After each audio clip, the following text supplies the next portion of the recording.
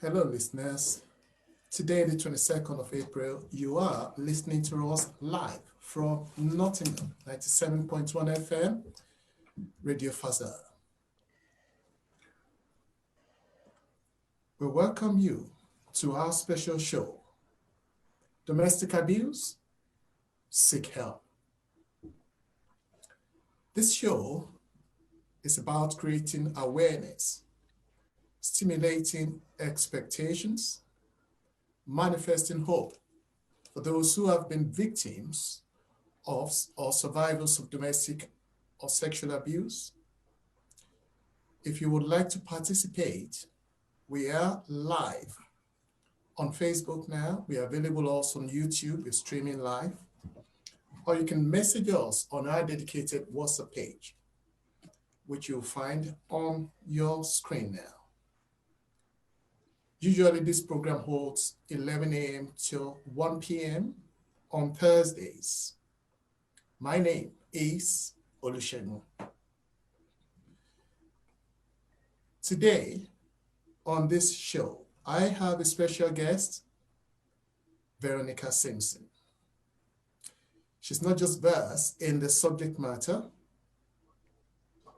but is actually an advocate. So when we think about domestic violence and domestic abuse, we think about relationships. So today, I just want to encourage you, because I know that a majority of people like to talk about relationships because they can be so very challenging. So I just want to encourage you today to just reach out to a friend and encourage them to tune in, and to also, whatever you're doing, whether you're driving your car, whether you're at work, whatever it is, if you're at home doing a bit of housework, I just want to encourage you to keep locked in to us this morning on 97.1 FM. So relationships, Ulu, when we think about the complexities of relationships, I always kind of think, everything else, if you want to achieve something, you can go and study it and you can achieve the ultimate goal of your degree, your diploma, whatever it is, your doctorate, as long as you kind of study and you're diligent. However, when it comes to relationships, you can't study for a positive outcome. You have to invest and hope that the person that you're investing in is going to be investing in you in a reciprocal way. But unfortunately, when we first start out on a relationship, hoping that, for a positive outcome, hoping that, together you'll work through the relationship together, that sometimes that isn't the case. And unfortunately, for some, we find ourselves in a relationship that is far from healthy. So, as the guest on Ulu's show, Behind the Scenes Domestic Abuse Get Help, over the forthcoming weeks, we're hoping that you will be able to make the comparison between unhealthy and healthy relationship. What is a abusive relationship? Helping to demystify what an unhealthy relationship is in comparison to a healthy relationship. Yeah. Today, we're going to be talking about domestic abuse. We're going to be talking about relationships. But first of all, because we're talking about domestic abuse and sexual violence, we need to ensure that you are aware what the definition is. And also, I'm sure you're going to want to know what the statistics are, especially in Nottinghamshire or where we are today. So first of all, let me just share with you that according to the crime survey for England and Wales year ending March 2019, an estimated, are you ready for these statistics, listeners? An estimated 5.7% of adults, which is 2.4 million. That's huge, isn't it? Absolutely. It's humongous. 2.4 million experienced domestic abuse in the last year. 2.4 million, Ulu. That's massive. That's why we have to put a spotlight on this subject. We just have to put, a spotlight on this subject. There was no significant change in the prevalence of domestic abuse experienced in the last year compared to the year ending March 2018. The police recorded a total of 1.25 million domestic abuse related incidents and crimes in the year ending March 2019. Of these, 746,219 were recorded as domestic abuse related crimes, an increase of 24% from the previous year. Wow. Wow. That's massive. And we haven't even had the statistics, the collated statistics from March 2020 to March 2021, when we were in the pandemic because of COVID-19, where many people were forced to stay at home. Those that were in abusive relationships prior, and those that may have started to experience and recognize what it was, what it is, because they were subjected to be locked in with that abusive partner. Yeah. So we're going to look at the ratio between, in terms of gender, men and domestic violence and abuse. So this equates to a prevalence rate of approximately 7 in 100 women are affected by domestic abuse and 4 in 100 men. I don't know what you think about hearing that, Olu. Is it not interesting? Is it not interesting that both, because when they mentions domestic violence and sexual abuse, naturally, the tendency is to be thinking in the line that women are the only victims. So it's so interesting to know that we have like 4% men, while we have 7% or thereabouts for women. So it's not leaving out any gender, isn't it? No, there's no partiality. It's definitely affects both genders, as we know, and it's part of the definition of domestic abuse. It definitely includes men. So we need to have that conversation and include male victims in the conversation when it comes to domestic abuse and domestic violence. But what you'll find is that majority of the time we will refer to the female gender, we will say she and her. And there is full reason for that, and we will explore that even more, but it's because men are less likely to report it. So 15% of men represent as much as 15% of all cases of domestic partner violence. Male victims are also more likely to seek medical attention, to seek medical care, so that the incidents may be underreported. However, in the year ending March 2018, 9 times more women than men were killed by their ex-partners. Sometimes people are in relationships and the relationship is going really, really well. It seems like it's going really, really well. And then they have this conversation, or they may not have the conversation about having children. But, a child is on the way, the victim survivor becomes pregnant. And at this stage, this might be the only, is that the right word? No. This might be the occasion where they first experience domestic abuse. So I know that people that I've worked with, they've been, in the abusive relationship for maybe, in a healthy relationship, what seems like a healthy relationship, for 2 years, 3 years, 4 years, 5 years. And as soon as they get pregnant, it's the first time that they're pushed down the stairs. I kid you not, Olu. I kid you not. As severe as that, with child, pregnant, that's the first time that person gets a slap, a kick, a punch. Why? Why? I was going to ask you, why would that happen? Because that's the period that they're supposed to receive the best of attention, the best of care, so why would that happen? Because they are at their most vulnerable. stage. Yeah. So agreed now. I've agreed to marry you, Ulu. I've agreed to have your child. And now, because you've got power and control, because I've committed to you, this relationship is going to make me vulnerable, because I'm not only married to you, I'm also carrying your child. What is the likelihood of at that stage for me to kind of run away? See.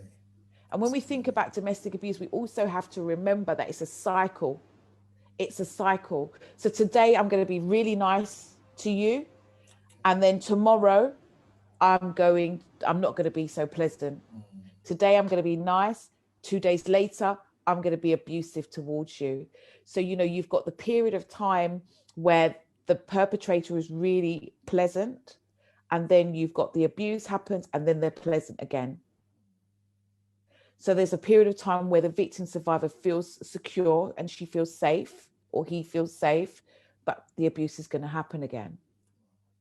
So there's all of that confusion that's going on for that victim, survivor, all of that all that, confusion. But, he's like, she's nice. And then, these are the things that they go through. So let's look at.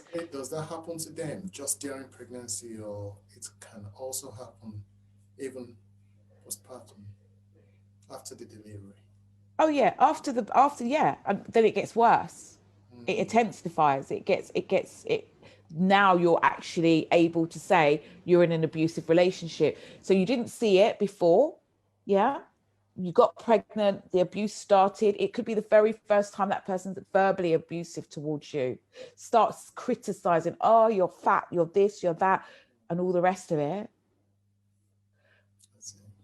And then after that, the abuse continues, but it gets worse because there's ownership there now, isn't it? I've got that ownership over you. We've got children, we're married. I've got that ownership. I can do what I want to you now because you can't go anywhere. You're trapped.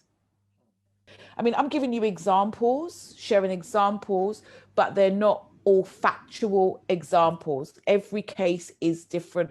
Every case needs to be looked at on an individual by individual case. But I'm just giving you examples today. Thank you. So I'm going to talk about examples. I'm just going to jump straight in and talk about this and share with you this case study, Olu. Yeah. Angelina was born overseas, and English is her second language. She met Barry after coming to the UK on a student visa. She was working to support herself and studying to improve her English skills and have her foreign professional qualification recognised. Barry had a responsible job. Neither had been married or in a long-term relationship. They soon started to live together as a couple, and Angelina applied for a partner visa, spousal visa, with Barry as her sponsor. Early on in the relationship, Barry urged Angelina to get a job that didn't involve night and work weekend shifts so that she could be at home to take care of the cooking and the house and available to go on short breaks and holidays with Barry. Angelina, however, enjoyed her job and was very happy to work hard for good pay. Barry kept insisting until one day when Angelina was leaving for work, he hid her car keys. Eventually, he gave her the keys, but he told her it would be the last time he would allow it. Barry tried and failed to find Angelina a full-time weekday job for higher pay. So she was forced to give up her shift work and become a housewife to Barry. While bored and frustrated at home, she applied for countless positions without success. Barry pushed her to apply for roles that she had not yet qualified for, and she resisted. Barry took more and more control of her daily life. He scheduled weekends away according to a strict timetable that didn't suit Angelina. He took her along for long car trips that Angelina found quite unpleasant, and he wouldn't allow her to listen to the music that she liked. And he always chose the destinations of where they would go. She didn't really enjoy it. Angelina would not tolerate being dictated to. So she was struggling being told what to do and how to do it. And they argued frequently. Often Barry reminded her that he had control over her visa and threatened to write to the immigration authorities withdrawing his sponsorship. Barry had all of Angelina's immigration documents and details in his possession. In time, Angelina got another shift job that she was reasonably content with. Barry was angry because she was earning less money, and he complained that her English was getting worse. Barry demanded that Angelina transfer all of her wages to him, and he would then put an amount each week in a joint account that she could access to pay for her groceries and household expenses. Again, Angelina questioned these demands, asserting that she was happy to share, but was also entitled to her own money to buy, for example, gifts for him. Barry never deposited enough money in the joint account, and Angelina had to regularly ask for more, which she found really humiliating. Meanwhile, Barry was free to spend his wages and the balance of Angelina's as he pleased. Angelina was made responsible for cooking, household duties, while also working and studying. He criticized and belittled her efforts around the house. He bought her clothes that she felt were age inappropriate, and she found them quite uncomfortable. Sex occurred on Barry's terms, without any regard of Angelina's wishes. He told her she was required to sleep with him as a condition of her visa. And if she didn't, he would report her. He told Angelina that South Asian women manipulated men so they could have children and acquire them a majority share of incomes and assets. Angelina concluded that Barry had pursued her because he believed he could take advantage of her visa dependency. When they first met, Barry spoke to Angelina of many friends. However, she never saw these friends, and Barry refused invitations for them to spend time with some of Angelina's close friends and members who lived nearby. I don't know how this sounds to you, Ulu. Sounds awkward to me. Like, there sounds like there's a lot of control going on in this relationship. Absolutely. And I'm sure there's people that can resonate with this case study. Taking full charge, full control. So anyway, is that it? No, there's more. Okay. So yeah, Barry had refused invitations to spend time with Angelina's close friends and family members, and they lived nearby. He monitored her phone, her internet activity. Barry objected to Angelina speaking in her first language. On one occasion, when she was on the phone to a family member in her home country, Barry wielded a knife, demanding she end the conversation straight away and cook dinner. Angelina was aware that Barry also kept rifles at the house. Angelina was becoming increasingly isolated, demeaned, and depressed by Barry's abuse. She started working more to get away from him. Barry then set up a whiteboard in the kitchen, recording her roster.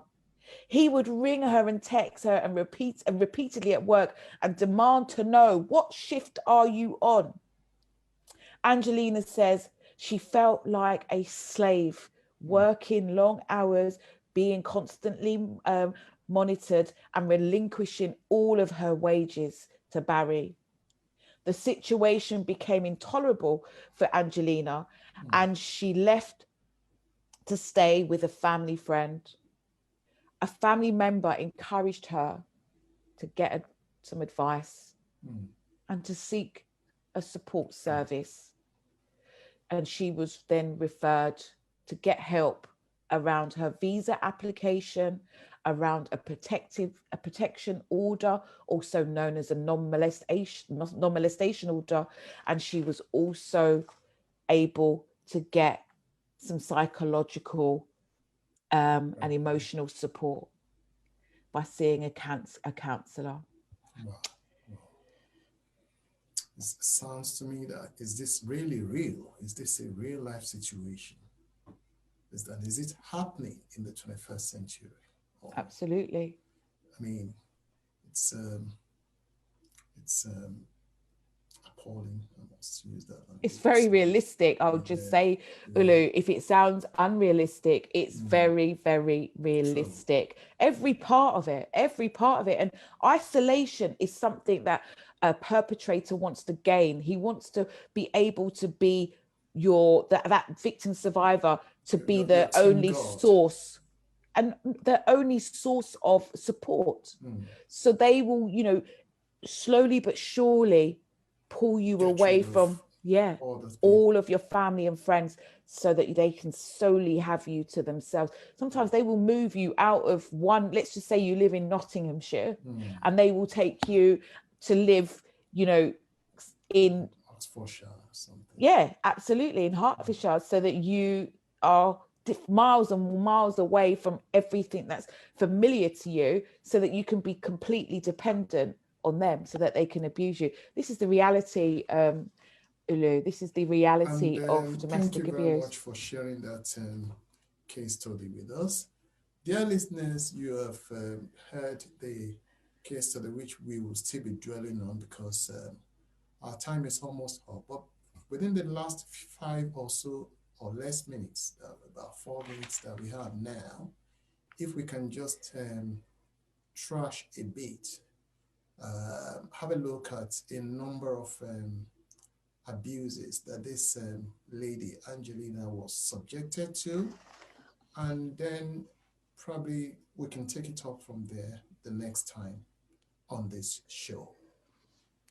Dear listeners, this is 97.1 FM Faza Radio. You want to contribute, you will have a say about the case study that she just read to you now, please feel free to express yourself, participate on Facebook, on YouTube. We are live now, and then you can send comments and questions, or probably you resonate with what is being read, probably something that you're passing through now. Please, this is the time to give us a shout. This is the time to cry out for help, seek help. 07399 981 971. That's the WhatsApp telephone number. Thank you again, Veronica. So we're going to attempt to have a look at, because as you were reading, I can see that there are quite a long list of kinds of abuse that Angelina had been subjected to by Barry. Am I correct? You are absolutely correct. Yeah. And I don't know if there's any that you were able to identify, or that you'd like to share. What was you able? At the very least, I can see the aspect of the economic or financial control or abuse. I mean, it went to the extent of not wanting her to have a full-time job. And when she got a full-time job, he tried not to have her to settle down in that kind of a job, so that he could still be giving her stipends to survive on. That is modern day slavery. All because of his selfish gains. He just wants to keep her indoors, laboring like a slave. That's modern day slavery, isn't it? Mm-hmm. It's a form of slavery. It is, yeah. So that's one. And then I don't know whether it's classed as technological control now. He wants to be monitoring her calls with people back at home in her country and giving her time. This is exactly what prisoners are being subjected to by their guests. You have a limited time to spend with your guests. So apparently, Angelina has become a prisoner in where she's supposed to be homely, where we can consider as a home for her, has now become a prison. That's the implication. So there are loads and loads of controls that, and everything is just being centered around his own selfish ambition. So I'm sorry to say, I'm not being judgmental, but I'm just following what you read to us in that case study. So again, I'm not sure we can do justice to this subject matter today. No, I don't think that we can, Ulu. And, just to be mindful that we're now, I think, coming to the end of the show. And it's really important as a professional that we ensure that those that may have been listening and feel that, any part of what we shared they're able to resonate with, or, it has caused them any kind of distress, that at the end of the show, please, I think you can go on to the Radio Faza's website. That's right, yes. And Ulu's also furnished you with the telephone number, Yeah. and you will be supported by professionals that are able to support you, not telling you what to do, but just ensuring that your options will are remain everything. We assure you everything remain confidential. Yeah. And anonymous. So Absolutely. you need to come out. This is the time, this is the opportunity you've got to speak out, please. Absolutely. So we'll be going on off air now. We've come to the end of today's show, literally. So, and we expect that you please share this information with your friends, with your neighbors who could be passing through this kind of unfortunate situation. Those who are survivors, those who actually, it's real. What we're talking about is not just anything, it's not a made-up story. So this is the time for you to share this information with them. There are various social media platforms to connect besides the telephone number that was dictated to you. We're on YouTube, we're on Facebook Live. And this program, Behind the Screens, Domestic Abuse, Seek Help, holds every Thursday. We start at 11 a.m. all the way to just before 1 p.m.